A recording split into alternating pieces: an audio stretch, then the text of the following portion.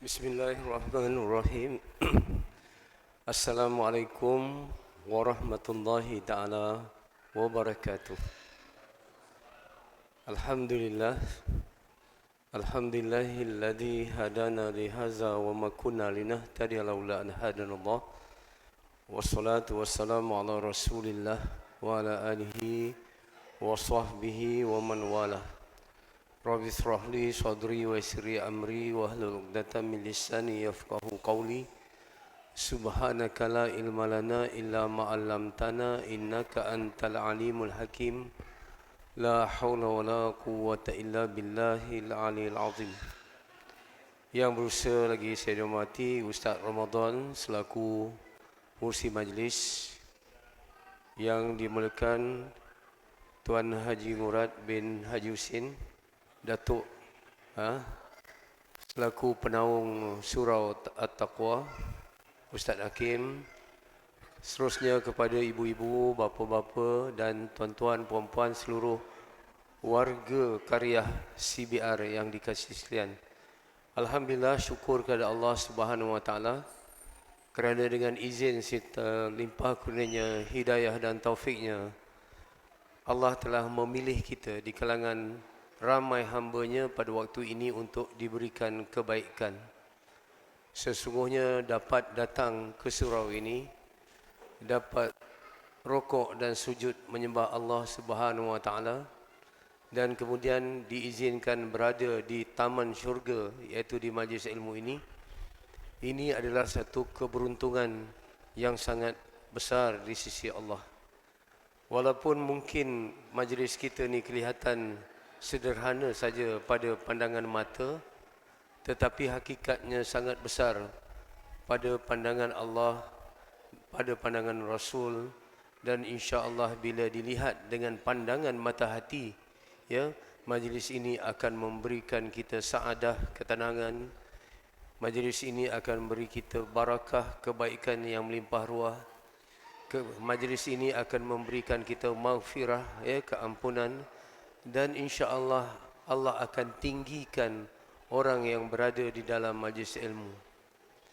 Al-ilmu nurun wa jahlun dhalamun. Ilmu itu adalah cahaya, manakala kejahilan itu adalah kegelapan. Buta mata apabila tidak ada cahaya jatuh ke retina mata kita, tapi buta hati apabila tidak ada ilmu yang jatuh ke dalam hati kita. Buta mata sekadar kita tidak nampak jalan di dunia, tetapi apabila kita buta hati, kita tidak akan nampak jalan menuju akhirat. Sedangkan kita bukan warga dunia, kita warga akhirat. Dunia diciptakan untuk manusia, manusia diciptakan untuk akhirat.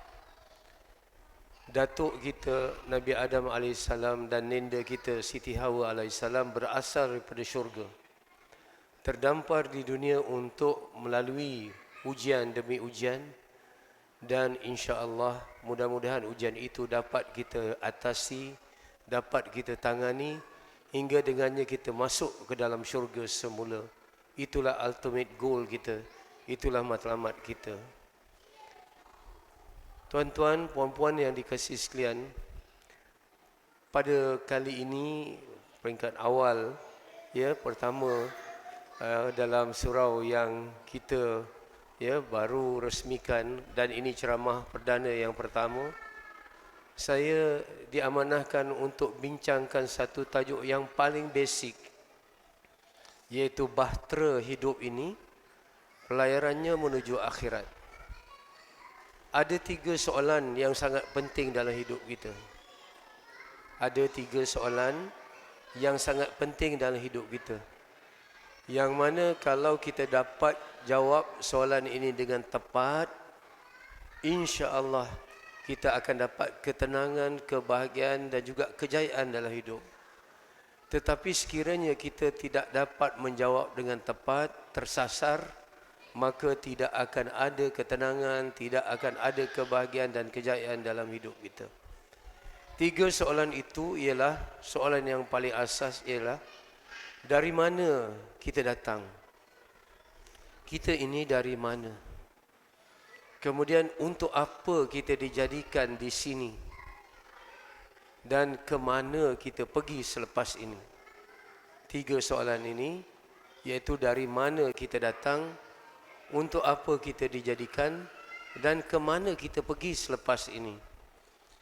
Kalau kita dapat jawab 3 soalan ini, insya-Allah akan jelaslah bahtera hidup kita ini akan menuju akhirat, insya-Allah. Baik, 3 soalan ini tidak akan dapat dijawab dengan akal fikiran. Kalau kita gunakan istilah ilmu, kita tidak dapat memberi jawapan kepada 3 soalan ini dengan acquired knowledge, tak boleh. Dia mesti dijawab dengan revealed knowledge, dengan ilmu wahyu yang datang daripada Allah. Kerana apa? Kerana manusia tidak minta untuk datang ke dunia ini. Tidak ada siapa pun di kalangan kita ini yang isi borang untuk datang ke dunia ini. Dulu ada satu lirik lagu yang terkenal, ya. Tidak ku minta lahir ke dunia, betul. Tak ada siapa yang minta datang ke dunia. Oleh kerana kita tidak tahu dan kita tidak minta datang ke dunia ini, pasti kita tak tahu apa reason for our existence. Kenapa kita ada di atas muka bumi ini? Subhanallah. Sebab itu tujuan hidup ni penting. Tujuan hidup ni penting. Ya. Kerana apa tujuan hidup ni penting? Ya. Kerana dialah yang akan mentakrifkan kejayaan dan kebahagiaan dalam hidup kita. Saya ada baca satu buku yang ditulis oleh pakar daripada Barat, John C. Maxwell, dalam bukunya Roadmap to Success. Dia kata apa? Manusia bukan tak boleh berjaya. Semua manusia boleh berjaya. Tetapi manusia tak tahu apa erti kejayaan sebenarnya. Oleh kerana manusia tak tahu apa erti kejayaan yang sebenarnya, dia mencari suatu yang tidak pasti. Bila kita mencari suatu yang kita tidak pasti, pasti kita tidak akan temui. Seperti mana kita dalam satu kembara, dalam satu perjalanan, kita tak tahu destinasi, alamatnya di mana. Kita naik taksi, orang taksi kata nak pergi mana? Tak tahu nak pergi mana. Sampai bila tak sampai. Jadi, subhanallah, kata pakar daripada Barat ini, manusia bukan tak boleh berjaya, tetapi kerana manusia ini ramai gagal kerana manusia tak tahu apa erti kejayaan sebenarnya. Jadi manusia Barat sebenarnya teraba-raba dan terkapa-kapa untuk mencari makna kejayaan yang sebenar. Tapi Islam ada jawapan yang mutlak. Islam jelas. Dengar, ya, erti kejayaan bagi seorang Islam ialah apabila kita mencapai tujuan hidup yang telah ditentukan oleh Allah. Itu je. Kalau kita dapat, insya-Allah, menunaikan ataupun dapat kita memiliki tujuan hidup yang ditentukan Allah, itulah kejayaan, itulah kebahagiaan, dan itulah ketenangan dalam hidup kita. Tujuan hidup ini, kalau kita tengok dalam bahasa Inggeris, dia kata mission. Mission ni apa artinya? Reason for our existence. Kenapa kita ada di atas muka bumi ini? Daripada kekuatan misi, mission ini jadi misal. Misal ni apa? Peluru berpandu. Betul, Kalau satu peluru berpandu dilancarkan, dia akan pergi kepada koordinat yang telah ditentukan. Katalah selalu peluru pandu dilancarkan daripada satu carrier, kapal pengangkut, ke satu tempat yang telah ditentukan. Walaupun ada objek-objek, walaupun ada bangunan-bangunan lain, sasaran yang lain di tepinya, dia tidak akan endah. Dia akan pergi kepada koordinat yang dia ditentukan. Dia lock di situ. Begitu juga manusia. Kalau manusia ini ada misi hidup yang jelas dan tepat, dia tidak akan membuang masa, dia tidak akan membuangkan tenaga pada perkara-perkara yang penting, malahan manusia ini akan serius dan fokus untuk mencapai matlamatnya. Itu penting. Dan apabila kita tahu tujuan hidup ini, kita tidak akan menjadi hidup-hidupan. Boleh faham Kita ni hidup, bukan hidup-hidupan. Hidup-hidupan seperti haiwan, seperti tumbuhan, dia tidak ada tujuan hidup. Dia hanya ada keperluan hidup. Makan, minum, kalau dia nak ini kesihatan dan sebagainya, itu sajalah. Tetapi manusia tidak. Manusia ni bukan hidup hanya berdasarkan keperluan hidup, tetapi manusia ni ada tujuan hidupnya. Dan apabila kita ada tujuan hidup, dengar maka waktu itu kita senang membuat keputusan dalam hidup kita. Tuan-tuan, puan-puan yang dikasihi sekalian, hidup adalah seni membuat keputusan. Seni membuat keputusan. Mengikut ahli-ahli psikologi, dalam masa 24 jam, kita membuat 200 lebih keputusan dalam masa 24 jam. Daripada kita nak bangun tidur tadi, nak makan apa, nak pakai baju apa, yang kecil-kecil dan perkara yang besar-besar yang kita nak putuskan. Kita nak bekerja di mana, jodoh siapa yang kita nak pilih sebagai teman hidup kita, itu keputusan. Dengar sekiranya kita ada tujuan hidup yang jelas, kita akan mudah membuat keputusan dengan tepat dan cepat. Dan itulah syarat untuk kita berjaya dalam hidup kita. Subhanallah, pada malam ini kita meriah sikit ada anak-anak yang sedang sentiasa bergerak dan bersuara. Saya tidak terganggu sikit pun. Cuma saya teringat sebelum saya bagi laluan untuk mereka menyatakan, jangan marah. Jangan marah kepada anak-anak yang melompat, bergerak sini sana dalam surau ini. Kerana hati kita, hati orang tua dalam solat lebih lalai daripada anak tadi. Lebih liar lagi daripada anak. Anak ke sini, ke sana kan. Hati kita dalam solat, Masya Allah, ke sini, ke sana, ke sini. Jadi kita jangan ambil hati sangat anak-anak kita yang gini. Dan insya-Allah generasi yang dekat dengan masjid inilah nanti akan yang mengimarahkan hidup ini. Tak apa, insya-Allah. Baiklah, saya dah katakan kita nak jawab soalan dari mana kita datang. Simple. Kita datang dulu daripada alam roh. Alam roh. Alam roh, alam yang tak tahu berapa lama sebelum ini. Di alam roh, kita tidak ada jasad. Tidak ada jantina, laki atau perempuan. Cuma di alam roh ini, Allah memberitahu di dalam Al-Quran, hati kita sangat dekat dengan Allah. Sebab itu, dalam Al-Quran diceritakan kepada kita, balik, pertanyaan Allah kepada roh, alastu bi rabbikum? Qalu bala syahidna. Bila diciptakan roh-roh kita ni, siapa Tuhan? Siapa aku ni? Kamu adalah Tuhan, kami naik saksi. Jadi roh kita, waktu di alam roh sangat dekat dengan Allah Subhanahu Wa Taala. Dan roh kita dah ada misak. Misak itu adalah perjanjian yang kita nak patuh kepada Allah.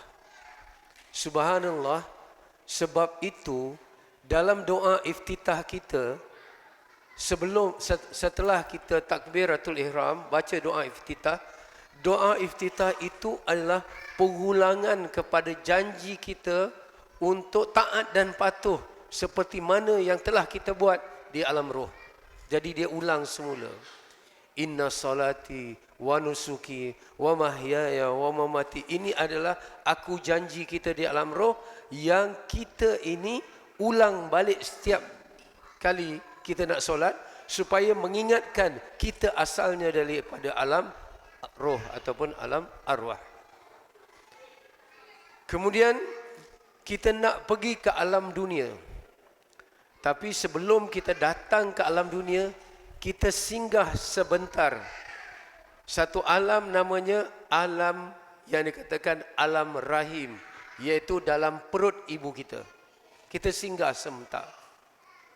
9 bulan 10 hari.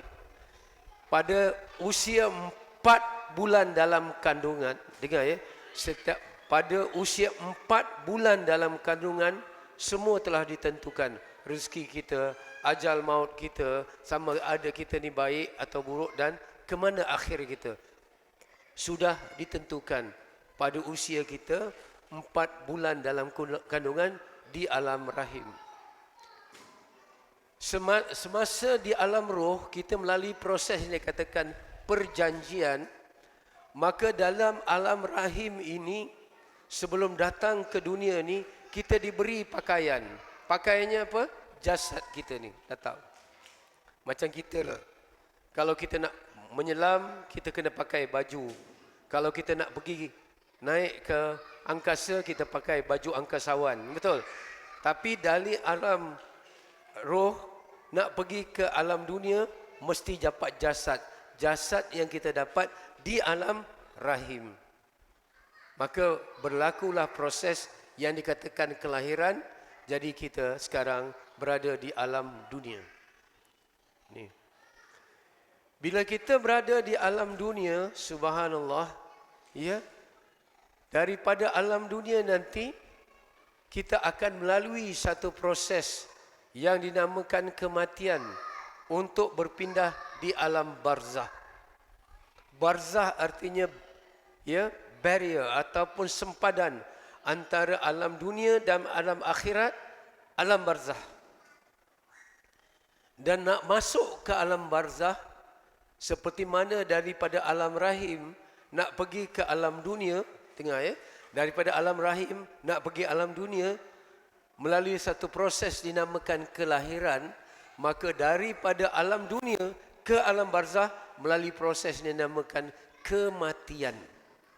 Rupanya kelahiran dan kematian satu proses saja, satu proses perpindahan. Ini bahtera kehidupan kita. Seperti mana ketika dulu kita di alam rahim, dalam alam rahim ni tempat yang paling comfort, yang paling selesa. Allah ciptakan perut ibu kita ini dapat menahan hentakan, yang mana macam mana pun bergegar, kita dalam keadaan yang selesa. Dan kita dapat minum daripada saluran darah ibu kita. Kita rasakan pada waktu itu, itulah tempat yang paling luas di dalam perut ibu kita. Tapi bila kita dilahirkan, tengok alam dunia ni, ada bulan, ada matahari, ada sungai, ada tasik, ada lautan, ada gunung dan ada bukit. Wah, luasnya. Bukan seluas lagi ibu kita, dalam perut ibu kita. Begitulah nanti tuan-tuan, bila kita keluar ke alam dunia, pergi alam akhirat, ya Allah, lebih luas lagi daripada alam dunia. Syurga itu luas, neraka itu luas, padang mahsyar itu luas, yang kita tidak dapat gambarkan. Seperti mana kita di alam rahim, bila keluar ke alam dunia, kita orang kata kita kaget dan terkejut. Begitulah lebih lagi kita terkejut apabila di alam dunia kita pergi ke alam akhirat. Di alam barzah, subhanallah, di situ kita ditahan reman. Ya. Di situlah berlaku mukaddimah, sama ada perjalanan seterusnya itu baik ataupun sebaliknya. Kerana kubur, alam kubur boleh jadi di antara taman-taman syurga ataupun menjadi jurang daripada jurang-jurang neraka. Jadi kita dah tahu dah, hari malam pertama di alam kubur, kita dah tahu dah, perjalanan lepas ni susah kan senang. Dah dapat rasa dah. Sebab tu Sayyidina Uthman, menantu Rasulullah, Sayyidina Uthman radhiyallahu anhu, bila diceritakan dengan neraka, dia takut. Tetapi bila dia diceritakan tentang alam kubur, dia lebih takut. Dia lebih gerun. Bila orang tanya dia, kenapa kamu lebih gerunkan alam kubur dibandingkan dengan alam neraka? Dia kata, alam kubur ini kita akan hadapi seorang-seorang. Seorang-seorang kita. Tapi kalau neraka, kena seksa ramai-ramai. Boleh faham maksud saya? Dan alam kubur ini, bila dia jadi daripada taman-taman syurga, hilang segala penderitaan ketika kita nak taat di alam dunia.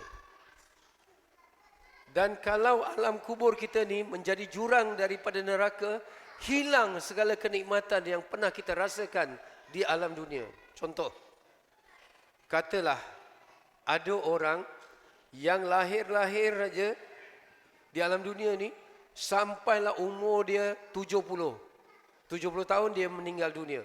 Dia hidup ni tak pernah susah, senang je, tak pernah susah, senang, tak pernah sakit, senang.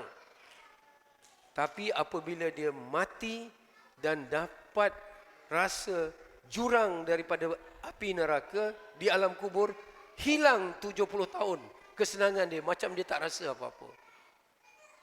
Musnah segala perasaan yang senang tu. Dan ada seorang pula lahir-lahir susah, menderita sampailah umur 70 tahun dan dia meninggal dunia. Tapi bila di dalam kubur, dia dapat taman daripada taman-taman syurga. Hilang pula kesusahan yang selama ini di alam dunia, terasa sungguh kesenangannya. Ni alam kubur.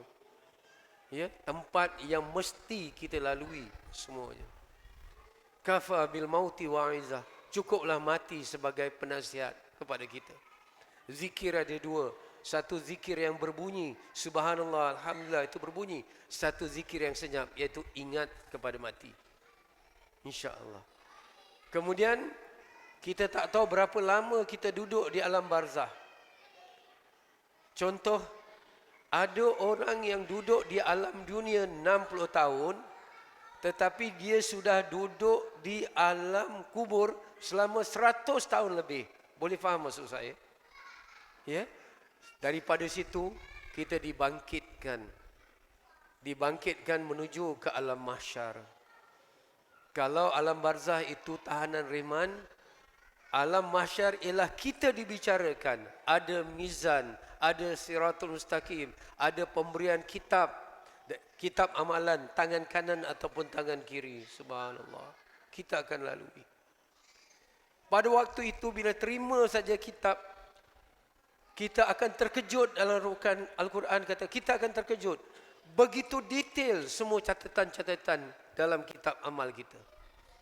Dan paling malang, ketika dihulurkan kitab amal kita itu, catatan amal, tangan kanan kita nak ambil, tetapi tak mampu. Tangan kiri kita mampu. Dan itu kecelakaan.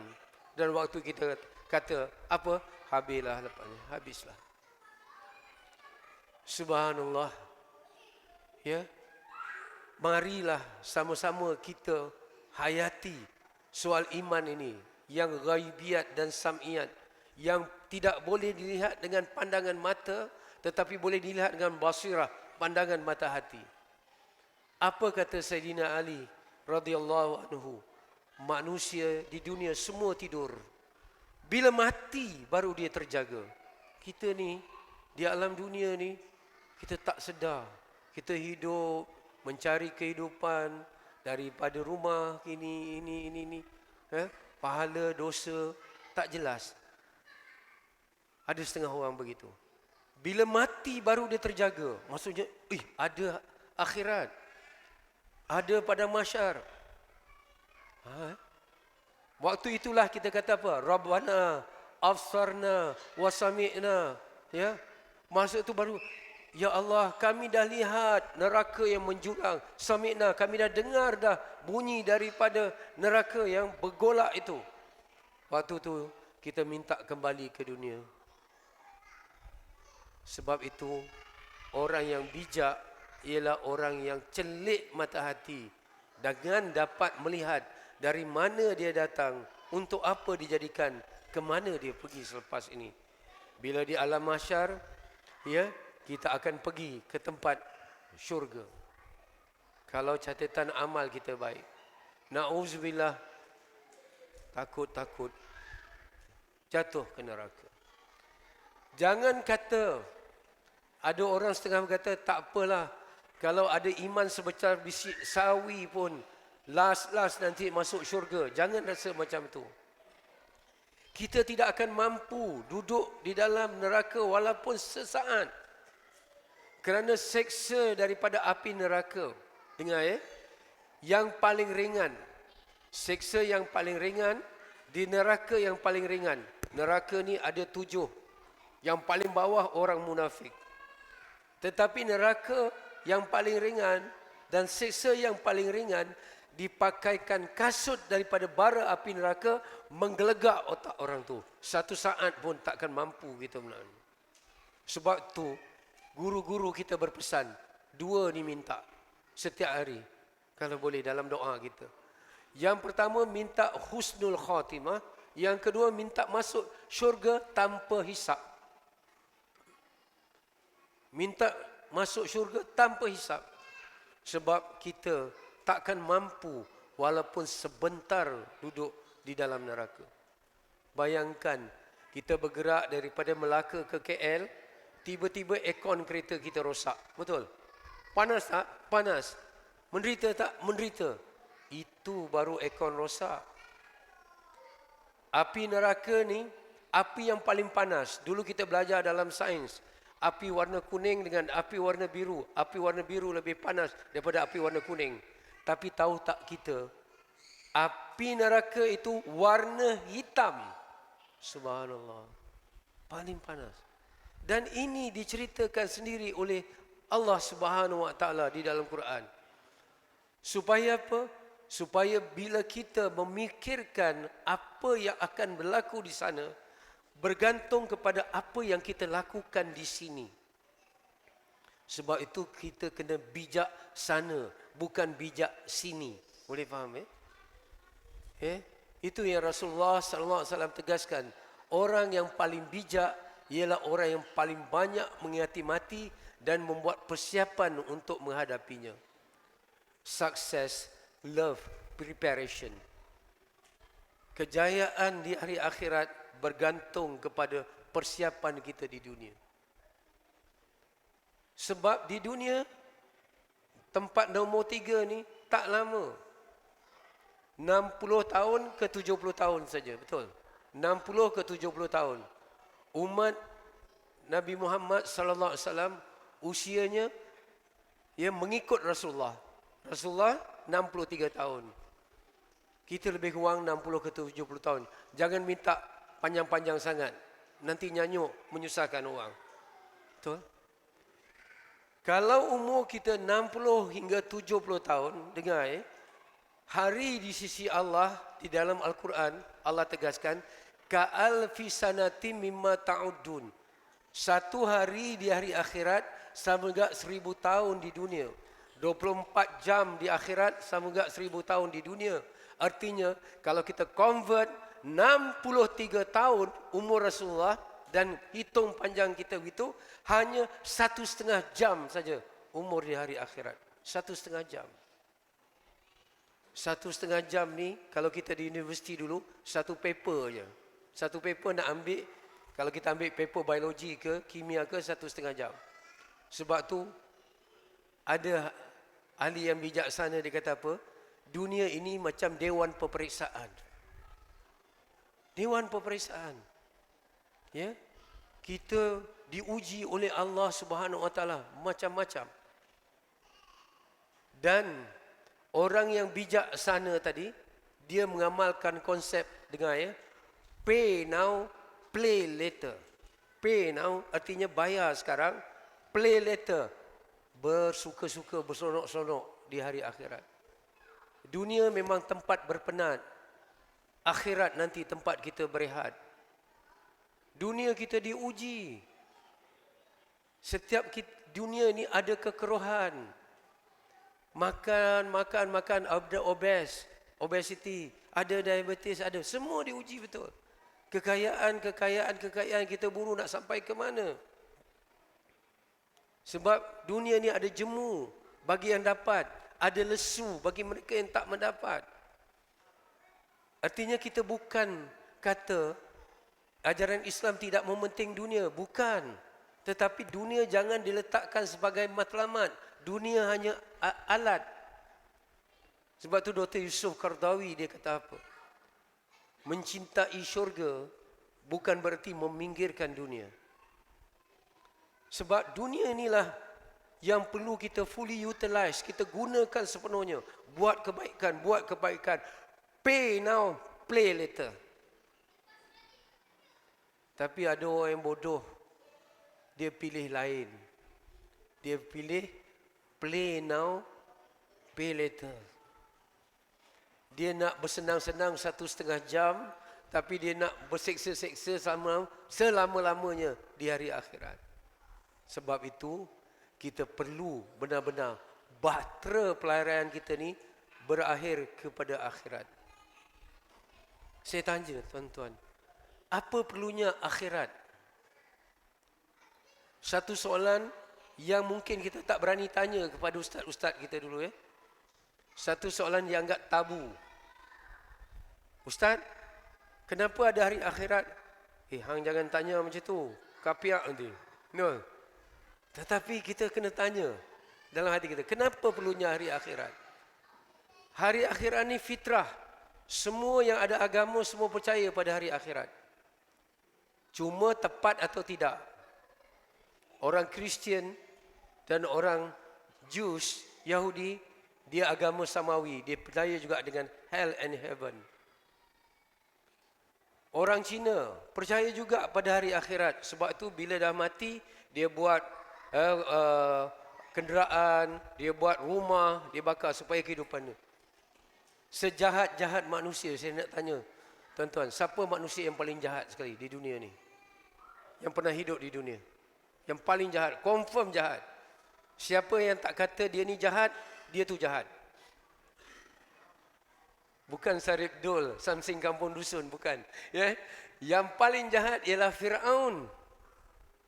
Lebih jahat, syaitan pun tak mengaku Tuhan. Tapi Firaun dia mengaku Tuhan, betul. Sejahat-jahat Firaun, dia bina piramid. Dalam piramid itu, dia buat preparation, persiapan untuk dia hidup kali kedua. Firaun pun percaya kepada hereafter. Boleh faham? Dia pun percaya ada kehidupan selepas mati. Jadi kepercayaan selepas mati ini fitrah. Semua orang percaya. Cuma tepat atau tidak tepat. Pertanyaan saya ialah kenapa? Tuan-tuan, puan-puan yang dikasihi sekalian, kepercayaan pada hari akhirat itu ada. Kerana apa? Kerana tidak ada, dengar betul-betul, tidak ada keadilan yang mutlak di atas muka bumi ini. Tidak ada keadilan yang mutlak. Ada orang yang baik, buat baik tak dapat balasan, betul? Kan mati. Banyak unsung hero. Ya, kita menyambut kemerdekaan 31 Ogos baru ni, betul? Yang kita kata bapa kemerdekaan ini, bapa ini. Tetapi sebenarnya ribuan unsung hero ada di sebelah. Orang lain tak tahu, tetapi Allah tahu, betul? Mereka berkorban, tak dapat balasan. Orang baik. Jadi tak semua kebaikan dibalas di dunia ini. Betul? Ada ibu bapa baik sangat, anak derhaka. Ada anak baik pula, bapa pula mendera. Saya nak bagi tahu lagi. Dan tidak semua kejahatan di dunia ini mendapat hukuman. Betul. Tak semua kejahatan di dunia ini ada hukuman. Kadang-kadang kita geram juga. Dia jahat, naik, makin sanjung. Bila nak kena ni? Rupa-rupanya memang tidak ada keadilan yang mutlak di atas muka bumi. Sebab itu Allah ciptakan hari akhirat. Supaya apa? Supaya orang yang buat baik tak dapat balasan di dunia, dia terus boleh melakukan kebaikan kerana dia yakin Allah melihat dan Allah akan balas di hari akhirat. Itulah iman. Dan supaya orang tidak melakukan kejahatan, takut daripada kejahatan itu walaupun dia tak kenal hukuman di dunia, tetapi insya-Allah dia yakin Allah akan membalasnya di hari akhirat. Boleh faham maksud saya? Jadi bagi suami yang baik, teruskan melakukan kebaikan walaupun tidak dihargai oleh isteri. Isteri yang baik, teruslah melakukan kebaikan walaupun tidak dihargai oleh suami. Sebab apa? Dunia ini bukan tempat keadilan yang mutlak. Sebab tu Allah ciptakan hari akhirat. Ya. Sebab itu saya katakan keyakinan di dunia ini penting untuk dengar ya, keyakinan pada hari akhirat sangat penting kita ketika kita hidup di dunia. Penting. Dan insya-Allah saudara-saudari yang dikasihi sekalian, sekarang ni kita nak tanya, what is our purpose of life? Cuba tengok ya. Sekarang ni saya balik. Kita ni sekarang ada kat mana? Dua alam sudah kita lalui. Alam roh dah lalui, betul? Alam rahim dah lalui, betul? Dekat mana kita sekarang? Kita tiga. Jadi seperti mana dua alam ni sudah kita lalui, dan dua alam akan kita lalui, tiga alam, dan kita sekarang berada di alam dunia. Saya nak tanya tuan-tuan, nanti masuk waktu kita bagi tahu ya. Yakin tak kepada alam yang saya ceritakan ini? Yang saya ceritakan datang daripada hadis dan Al-Quran. Yakin tak? Yakin ya? Yakin, semua yakin. Saya nak kita muhasabah tentang keyakinan kita dengan satu tamsilan. Kita sedang lalu di lebuh raya. Kita bawa kereta di lebuh raya. Tiba-tiba kereta di sebelah arah yang berlawanan, dia bagi lampu. Dia bagi lampu. Kereta bagi lampu, lori bagi lampu, motor pun bagi lampu. Kita bawa. Apa artinya? Apa artinya? Oh, semua ada pengalaman ya. Mesti ada speed trap. Mesti ada sekatan. Dah masuk. Kita bagi laluan untuk solat.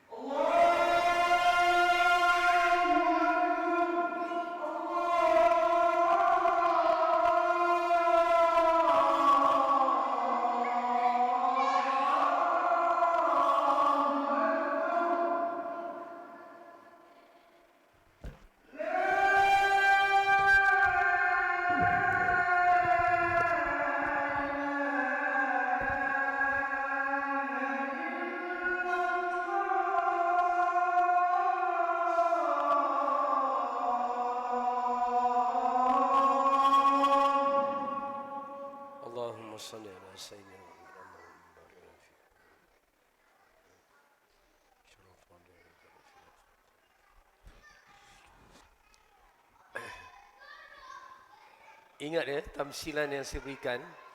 Kita bergerak dengan kereta di satu lebuh raya. Ada kereta, lori, motor di arah bertentangan bagi lampu isyarat. Pengalaman kita mengatakan ada speed trap di depan. JPJ ke ada buat roadblock. Betul. Apa tindakan yang kita buat? Kalau kita laju sangat, kita slow down. Kalau kita tak pakai tali pinggang keledar, cepat tarik. Kalau kita sedang membuang handphone, terus letak sebelah. Betul? Walaupun kita belum nampak lagi speed trap tu. Walaupun kita belum nampak lagi roadblock tu. Sebab apa? Pengalaman kita kata selalunya ada begitu. Begitu juga alam-alam ni. Dah diceritakan kita daripada alam roh sehingga alam rahim. Kita dah lalui. Kemudian kita alam dunia. Kemudian kita tengok dah saudara-saudara di kawan-kawan kita yang meninggal dunia dah masuk alam barzah. Betul? Kemudian nanti kita akan dibangkitkan di alam mahsyar. Kemudian kita ke syurga ataupun neraka. Inilah peta kehidupan kita. Kalau kita yakin benar-benar, keyakinan itu mesti kita buktikan dengan tindakan. Seperti mana tadi roadblock, walaupun kita belum nampak, tetapi kita dah yakin, tarik tali pinggang, slow down, campak handphone kalau kita tengah bercakap. Sebab kita yakin ada di bang. Kenapa? Perkara-perkara yang kita dah kita syarahkan sekian lama. Kita ini inna lillah wa inna ilaihi raji'un. Kita datang daripada Allah, kita akan kembali kepada Allah. Kenapa tidak ada tindakan? Ini penting. Ya. Sebab itu, ya, kalau benar-benar kita yakin tindakan yang pertama kita buat, dengar. Sebelum tamat ni, yang ini saya nak tekankan. Tindakan pertama yang kita buat kalau kita yakin kepada alam yang telah kita lalui, alam yang sedang kita lalui dan alam yang akan kita lalui, kita buat sesuatu yang tepat di nombor 3 tu. Apa dia?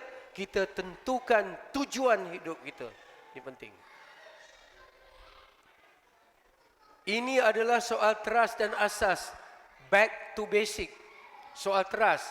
Apa tujuan hidup ini? Saya buat satu lagi contoh. Dengar ya. Tengok itu. Analoginya benang yang kusut. Satu benang yang kusut.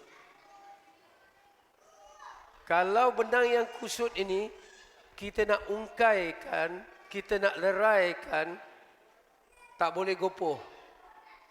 Kalau kita tarik dengan kuat, dia putus. Kalau terlalu perlahan, dia akan kusut begitu. Tapi ada petua yang paling penting sebelum kita ungkaikan benang yang sangat kusut. Apa dia? Cari puncanya. Cari punca dia kat mana. Begitu juga hidup kita. Life is to solve problem. Hidup adalah kepelbagaian masalah. Orang moden kata masalah, tetapi dalam Islam kita kata ujian. Hidup ini ada pelbagai ujian. Ada di antara tuan-tuan yang tidak diuji dengan harta, tapi diuji dengan sakit. Ada yang sihat, tapi tak ada harta. Ada yang sihat, tak sakit, ada harta, tapi tak ada anak. Ada yang ada anak, tapi anaknya sakit. Ada pula yang bahagia semua. Ada menantu pula buat hal. Subhanallah. Ad-dunya darul balak wal imtihan. Dunia ini negara balak dan ujian.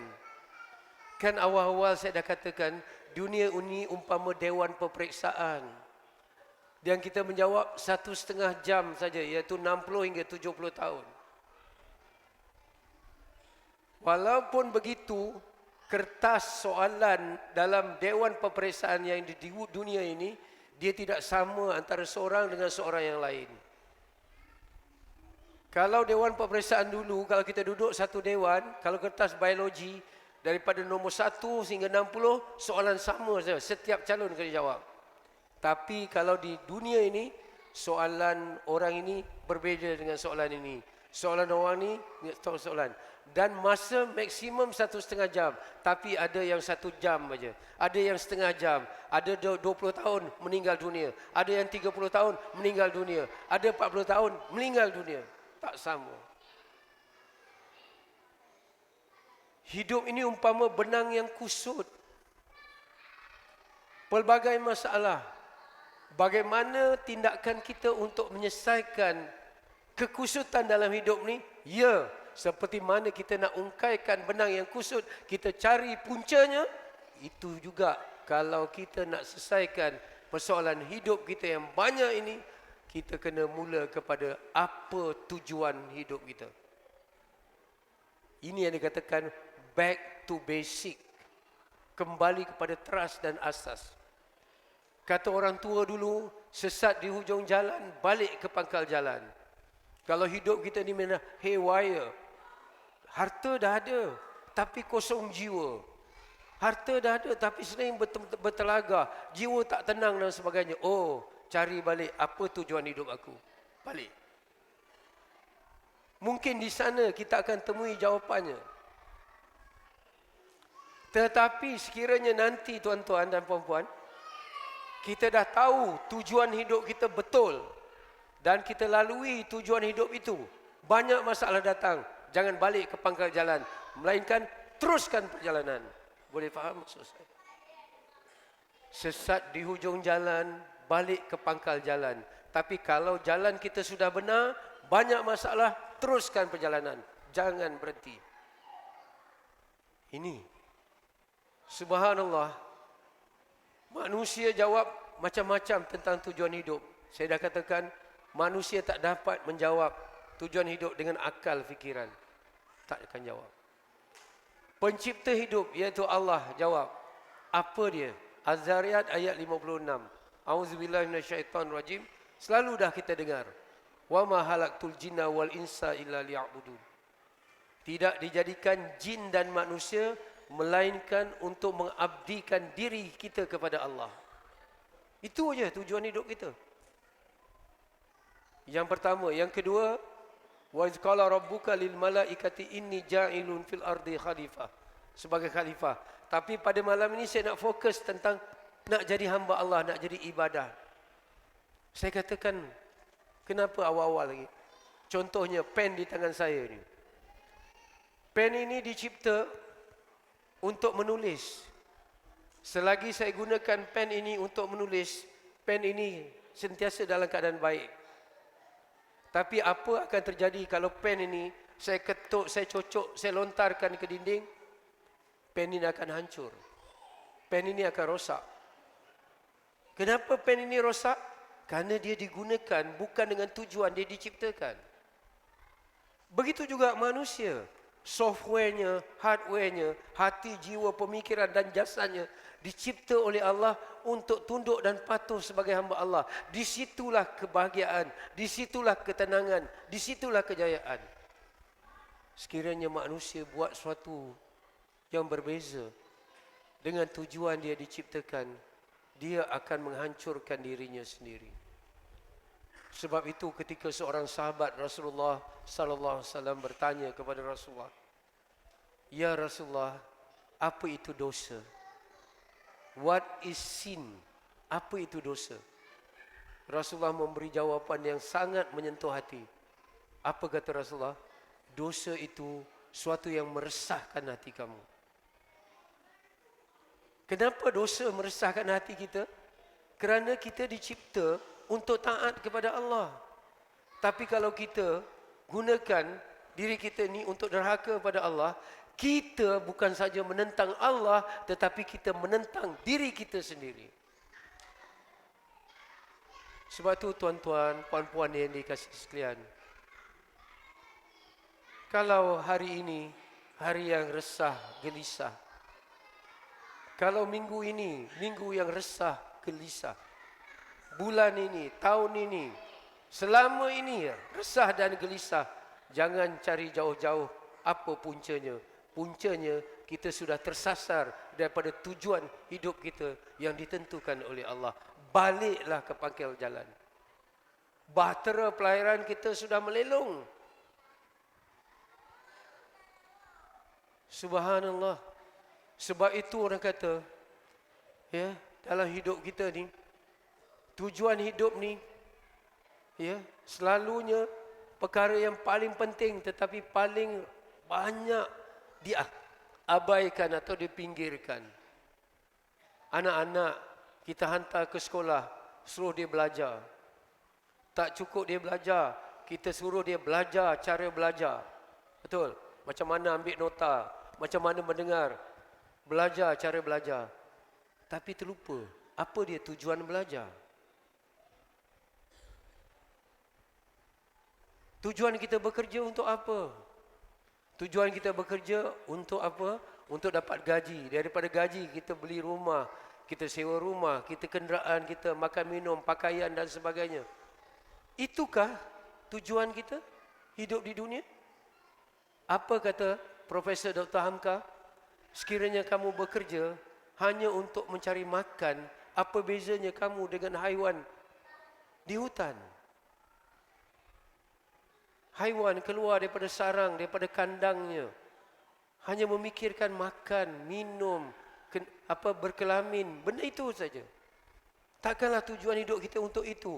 Oh, tujuan kita adalah untuk beribadah. Kerja kita adalah ada nilai ibadah dan sebagainya. Dalam masyarakat Melayu, minta maaf ya, kadang-kadang kita lihat, kita lebih mementingkan cara mati berbanding cara hidup. Sedangkan Imam Ghazali mengatakan, cara mati kita ditentukan oleh cara hidup kita. Semua orang mengidamkan, kalau nak mati mana? Nak mati di masjid. Ketika apa? Ketika azan, mati. Kita cemburu melihat kematian orang baru ni, tengah sujud, mati. Tengah solat, mati. Meninggal dunia, ya Allah, mati baik. Tapi saya pernah ceramah di Sokso, di KBSP dan sebagainya. 70% kematian di kalangan kita ni adalah ketika pergi kerja dengan balik kerja. Boleh faham? 70%. Rare saja mati kat masjid. Apakah mati pergi tempat kerja waktu itu? Ya, kita katakan itu mati tak baik. Yang mati baik yang dalam apa? Di dalam masjid ketika solat. Yang ini cari rezeki. Tidak. Kalau kita tahu, nanti kita jelaskan kalau ada masa bagaimana kerja itu sebagai satu ibadah. Pernah Rasulullah sallallahu alaihi wasallam bersalam dengan seorang pemuda Ansar, dan Rasulullah SAW dapati tangannya kasar. Kenapa tanganmu kasar? Rasulullah bertanya kepada sahabat. Aku gunakan untuk mencari nafkah. Lalu Rasulullah cium tangan itu. Inilah tangan ahli syurga. Kalau kerja itu untuk ibadah. Ya? Sebab itu, yang penting ialah cara hidup. Bila cara hidup betul, mesti cara mati betul. Walaupun kadang-kadang tidak mati di dalam masjid. Betul. Wih, baiklah si fulan tu mati di Mekah. Belum tentu. Tengok cara hidup dia. Abu Lahab pun mati di Mekah juga. Ada orang mati kat masjid pukul 2-3 pagi. Oh, bagusnya mati 2-3 pagi. Behind the scene, dia datang ke masjid 2-3 pagi, nak kopak tabung masjid. Tiba-tiba jatuh tiang masjid, mati dia tu. Tak kata mati baik. Sebab apa? Cara hidup menentukan cara mati. Ya. Cara mati akan menentukan cara kita dibangkitkan daripada mahsyar. Kalau orang tu mati baik, husnul khatimah, dia dapat jasad nanti. Ketika orang semua matahari sejengkal, dia dapat naungan arash, 7 orang. Dia akan naik kenderaan. Ada orang yang berjalan atas muka wajah. Ada orang yang berjalan dengan perut. Kerana apa? Jasad yang kita dapat setelah dibangunkan menuju pada mahsyar bergantung kepada amal kita di dunia. Jadi cara hidup menentukan cara mati menentukan cara dibangkitkan. Cara dibangkitkan bergantung Itulah yang akan menentukan kita ke syurga atau ke neraka. Tetapi first thing first, cara hidup kita ditentukan oleh tujuan hidup kita. Itu penting. Boleh faham maksud saya? Sebab tu Imam Ghazali kata, betulkan tujuan hidup kita, insya-Allah cara hidup kita betul. Bila cara hidup kita betul, cara mati kita betul, husnul khatimah. Dan bila cara mati kita betul, cara dibangkitkan betul, kita akan pergi ke tempat yang betul. Tapi kalau tujuan hidup kita sudah tersasar, cara hidup kita akan tersasar, cara mati kita akan dalam su'ul khatimah, dibangkitkan dalam keadaan yang buruk dan pergi ke tempat yang buruk. Ini penting. Subhanallah. Sekarang sikit sebelum kita tamat. Ya. Jawapan daripada Allah ni, wa ma halaqtul jinna wal insa illa liya'buduni, ada dua penekanan. Pertama wa ma, yang kedua illa. Artinya sungguh-sungguh ni. Kita diciptakan betul-betul untuk jadi hamba Allah saja. Di mana saja di dunia kita jadi hamba Allah. Dengan siapa, apa saja kita buat, pagi, petang, senja, dini hari, semua jadi hamba Allah. Artinya jadi hamba Allah ni tugas 24 jam. Dan kita tidak akan dapat memahami apa yang dimaksudkan dengan ibadah 24 jam, apa yang dimaksudkan dengan ibadah seluruh hayat kita ini, tanpa merujuk ulama. Kalau ayat Quran, rujuk pada ulama. Kalau soal kereta, rujuk pada pomen. Betul? Kalau soal pokok-pokok, rujuk kepada pakar pertanian. Al-Quran, rujuk kepada ulama.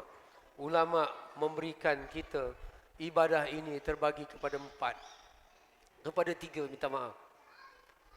Pertama, ibadah asas, iaitu ta'abudi. Mempelajari, memahami serta meyakini rukun iman yang 6. Rukun iman ni semua percaya je. Belief system kita. Percaya kepada Allah, percaya kepada malaikat, percaya kepada kitab, percaya kepada Rasul. Semua percaya. Belief. Kalau sekadar percaya, itu pada akal, sah iman. Tetapi untuk iman itu berperanan, mesti menjunam ke dalam hati. Sebab itu apa definisi ilmu? Definisi ilmu ialah ketibaan makna pada hati. Hati kita. Dengar ya. Tahu Allah mendengar dengan rasa Allah mendengar berbeza. Orang yang tahu Allah mendengar masih mampu mengumpat. Masih mampu memfitnah. Tapi hanya apabila kita rasa Allah mendengar, baru kita boleh bertindak. Meninggalkan perkara-perkara yang haram. Contoh, manusia bukan bertindak atas apa yang dia fikir. Tetapi manusia bertindak atas apa yang dia rasa. Cuba saya bawa contoh. As-salatu khairum minan naum. Solat lebih baik daripada tidur, betul?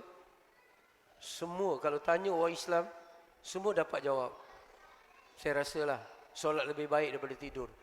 Tapi mengikut kajian di Malaysia, 80% umat Islam tidak solat. Dan solat yang paling sukar ialah solat subuh. Kenapa orang tahu solat lebih besar daripada tidur, lebih baik daripada tidur? Kenapa dia tak bangun? Dia hanya tahu, tapi tak rasa. Rasa tu dalam hati. Ya, ini yang penting. Sebab itu rukun-rukun iman yang 6 ini mesti melalui proses. Kita belajar, terus belajar melalui proses ujian hingga Allah Subhanallah, Allah memperkenalkan dirinya kepada kita, hasil daripada kesungguhan kita untuk mendekatinya. Ya Allah, kata Sayyidina Abu Bakar, kenalkanlah aku kepadamu ya Allah. Macam kita minta, Allahumma a'inna ala zikrika wa syukrika wa husni ibadatik. Ya Allah, bantulah hatiku untuk mengingatimu ya Allah. Bantulah hatiku untuk bersyukur. Bantulah hatiku, diriku untuk memperelokkan amalanku. Ini penting. Ya, saya cakap perkara ini bukan untuk tuan-tuan tapi untuk saya. Walaupun ada ramai malam ni anak-anak lompat sini lompat sana, saya tak kisah. Ya, saya pun cakap juga. Sebab bila Allah nak bagi hidayah, ya, walaupun kita ni nampak macam biasa-biasa, tapi kalau Allah nak bagi hidayah, macam mana keadaan pun Allah boleh bagi. Sebab tu fokus kita kepada effort, bukan efek. Effort ni usaha kita. Efek tu dengan Allah. Betul? Ya. Mudah-mudahan anak ni waktu ni macam ni dia bermainlah. Tapi pada masa akan datang mereka yang akan melanjutkan perjuangan kita insya-Allah. Kita cuma kawal je dia dalam surau ni. Jangan larang dia untuk datang. Kita kawal nanti. Itu rukun iman. Yang kedua dalam ibadah asas ni ialah mempelajari, memahami dan mengamalkan rukun Islam yang 5. Tadi percaya. You percaya betul, sekarang you buat. Syahadah. Asyhadu an la ilaha illallah. Awak puasa, Allah solat, zakat, naik haji, ada action, ada tindakan. Solat terutamanya. Bapa-bapa, ibu-ibu, tolong saya ingin berwasiat. Jaga solat kita dan anak-anak kita betul-betul. Solat ini silah. Solat ini hubungan kita dengan Allah. Baru ni, ya, terjadi kemalangan helikopter. Bila kita tahu helikopter ni ada masalah, bila dia hilang daripada radar. Bila dia tidak berhubung dengan menara kawalan, kita tahu helikopter ni ada masalah. Tahu? Begitu juga kita dengan Allah. Seperti mana pesawat kapal terbang yang perlu berhubung dengan menara kawalan, kita perlu berhubung 5 kali. Kalau ikut asal dulu, seperti mana peristiwa Isra' Mi'raj, 50 waktu. Keperluan kita kepada solat, yang mana yang solat ini ialah zikir yang paling afdal, zikir yang paling utama. Wa aqimus solata li zikri, dan dirikanlah solat untuk mengingatiku. Solat ini adalah zikir yang paling utama. Hati kita kepada Allah, hati kita kepada zikrullah, seperti mana ikan perlukan air. Tanpa air ikan akan mati. Tanpa solat, tanpa zikir, hati kita akan mati. 50 waktu asal, itu keperluan kita. Artinya setiap 23 minit solat, setiap 23 minit solat. Itulah keperluan kita yang lemah untuk berhubungan Allah yang Maha Kuasa. Khuliqal insana dha'ifa. Kita diciptakan serba lemah. Kita tidak akan dapat kekuatan untuk menghadapi ujian. Bahtera kehidupan ini sentiasa dipukul ombak, badai dan sebagainya. Kita perlu pengikatnya. Kita perlu perhubungannya. Apa? Dengan solat dengan Allah. Wasjud waqtarib. Wasjud waqtarib. Sujud dan mendekatlah. Kita banyak masalah. Tapi jarak masalah kita dengan jalan penyelesaiannya hanya jarak antara dahi kita dengan tempat sujud kita. Sujudlah. Mengaku lemah di hadapan Allah. Mohonkan kekuatan daripada Allah. Hidup ini penuh dengan ujian. Kita perlukan kerehatan. Bila kita rehat, seperti mana kata Sayyidina Rasulullah sallallahu alaihi wasallam kepada Sayyidina Bilal. Bila Rasulullah nak suruh Sayyidina Bilal azan, Rasulullah tak kata, azan wahai Bilal. Rasulullah tak kata begitu. Rasulullah kata apa? Arihna bis solah ya Bilal. Rehatkan kami dengan solat oleh Bilal. Hidup ini penat. Mari berehat dengan solat. Hidup ini penat. Mari berehat dengan solat. Stephen Covey, dia kata dalam 7 Habits, dia kata sharpen the saw. Tajamkan gergajimu. Kadang ada seorang dia sedang menggaji pokok. Kita kata kat dia, keluarkan gergajimu, tajamkan. Dia kata, saya tak sempat nak tajamkan gergaji saya. Sebab pokok ni saya nak cepatkan tumbang. Saya terus gergaji. Itu bodoh. Kalau dia keluarkan gergaji kejap, dia asah, maka dia gergaji dengan gergaji yang lebih tajam. Pokok akan cepat tumbang daripada dia terus menggaji dengan gergaji yang tumpul. Arehna bisolah ialah kita tajamkan semula hati kita dengan Allah. Dan orang yang solat, insya-Allah, ya, itulah ibu kepada stress management. Kita serahkan kepada Allah. Ini penting. Ini yang dikata ibadah yang pertama, ibadah asas. Yang kedua, ibadah sunat. Ibadah sunat ini ada dua fungsinya. Sedikit ya, 9 tepat saya berhenti lagi 3 minit. Ibadah sunat ni yang pertama untuk taqarrub, untuk lebih dekat dengan Allah, untuk dapat kasih sayang Allah. Kita buat ekstra. Isteri kita pesan kepada suami tadi. Kita tak kerja hari ni, isteri pesan, abang, kalau hujan nanti, angkat kain di jemuran ataupun di sidai, tempat sidai. Abang ambil bang, kalau hari hujan. Ya, balik saja daripada office, kita tengok memang hujan. Dan kita tengok, ya, baju bukan saja diangkat dah digosok dan dilipat. Betul? Apa perasaan kita, wahai isteri, bila suami buat macam tu? Itu yang keluar kata tu. Sayang, sayang, sayang, sayang, sayang. 8 kali sayang. Sayang, sayang, sayang, sayang. Tu. Sebab dia buat ekstra. Betul? Jadi begitulah kalau kita buat lebih daripada apa yang Allah suruh, itu taqarrubi. Kalau tadi ta'abudi. Ta'abudi hanya menyelesaikan hutang asas. Taqarrubi untuk ini. Dan saya nak bagi tahu yang muda-muda depan saya. Ibadah sunat yang kita buat waktu tua ni hanya momentum daripada ibadah sunat yang kita buat dengan semasa muda. Tetapi ramai orang tersalah anggapan ibadah sunat ni untuk orang tua.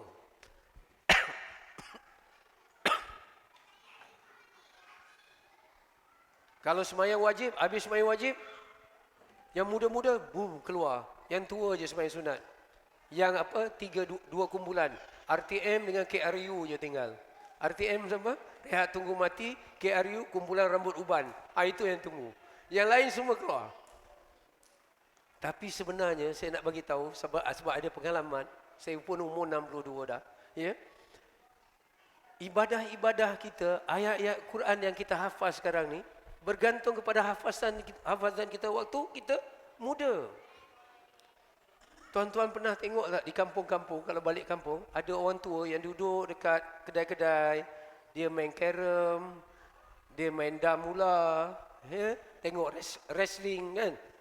Kita tengok dia sentiasa ada je.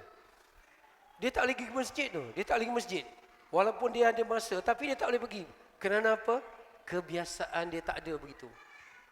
Boleh faham Dan pilihlah waktu muda ni, ya, ibadah-ibadah yang kita boleh buat sendiri. Baca Quran, zikir, jangan fikir nak melancong sini, melancong sana, pergi sini, pergi sana.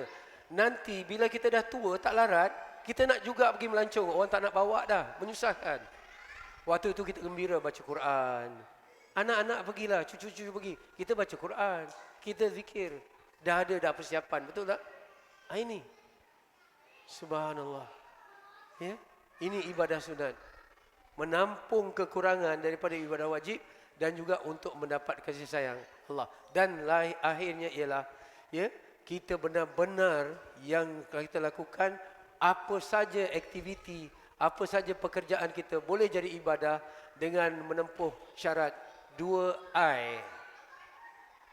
Saya nak berhenti di sini supaya ada sambungan nanti. Orang lain boleh menyambung.